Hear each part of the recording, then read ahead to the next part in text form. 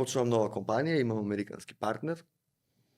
Моите дома, нели као види Сине, ова да не е како со кафето. Да, да не е како со кафето, што се случи, имаш убава работа, добро си платен, де смири се, стабилизирај се. Не, ќе почнувам бизнис. Океј, супер.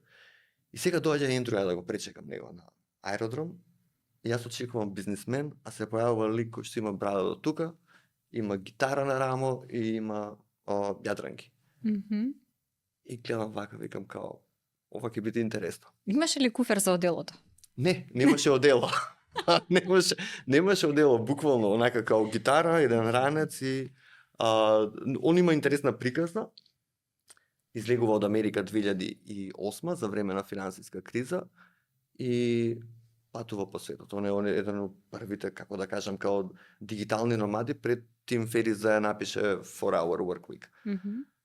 Дојде, изрентавме Airbnb и најдовме некои луѓе кои што знаеа да зборат англиски и имаа свој компјутер, Нема опрема, немаме маси, немаме столици. Ништо немаме.